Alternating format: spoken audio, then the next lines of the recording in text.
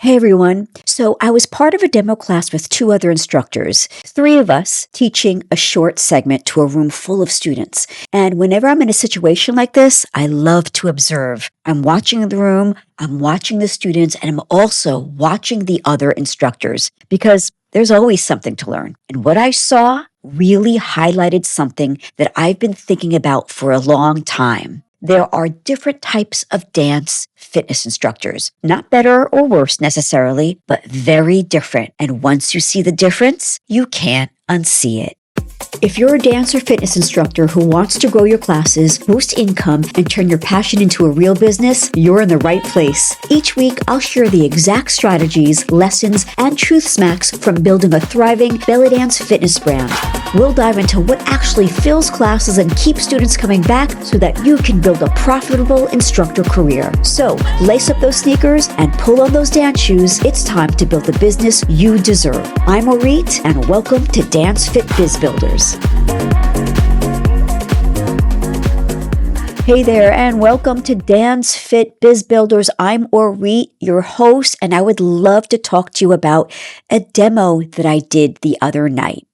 So there were three instructors, and I went first, which honestly I usually prefer because I like to get in, do the thing, set the tone, and move on. And when I started teaching, I did what I normally do. I found the beat, I started building the movement step by step, I broke it down, built it up, and layered it together. And within a minute or two, everyone was moving together. Now, were they smiling or laughing? Not really. They were focused. Because belly dance was a pretty new thing for them, but they were concentrating. And something else was happening. They were all with me and seamlessly. Everyone was getting the movement, and they seemed to be successful. And the next two instructors, completely different style. High energy, big personality, great music, engaging, and very charismatic. But the teaching style was very different. Full combos right away. It was more like a follow along. Do what you can, yeah? And honestly, some of the students were lost. But they were laughing more because it felt more like a dance party vibe, And sitting there watching all of this, something became really clear to me. There are essentially three dance fitness instructor archetypes. And here they are. Type 1, you've got the performer, where the instructor is the show. Big energy, lots of hype, students mostly following along to try to keep up. Corrections are rare, and the focus is the experience of the class. It's the music, it's the vibe, it's the excitement. And listen, this style can be really, really fun. But many students I could see, they were like, oh, wait, what was happening? Oh, and they're guessing and they're behind a beat or two. And they're kind of surviving the class more so than mastering the movement. But this instructor was like in your face, hip hop, just down and dirty, and just a lot of fun. And she was definitely acting. The other archetype is the routine leader. This is the instructor that does care about teaching, but they're still tied to the song structure. So they care about their teaching because they want to memorize their routines and make sure they don't screw up. So each song has a combo, right? You know, the verse, the bridge, the chorus, you know all that, right? And then when the song starts again, everything resets. You've got like 15 to 20 songs. New pattern, new timing, a new learning curve. Students start over every few minutes. It is organized, but the structure actually makes learning harder. It's like teaching someone to drive, but switching the car every 3 minutes in a way. And then the next type is the movement coach. And this is where I feel like I fit in. This is where things shift. This is the instructor who isn't focused on performing or showing choreography. They're focused on developing movers, where movement is built step by step, and then repetition has a purpose. The students begin to understand the timing, and the room moves together. Instead of chasing the song, the instructor uses the structure and the rhythm to create flow. Yada, yada, yada. So those are the three archetypes. Now, the big question is for those instructors out there, after seeing this demo class and being a part of it, I started to ask myself something. Do instructors even want to be coaches? Because there are plenty of instructors out there who are perfectly happy being entertainers.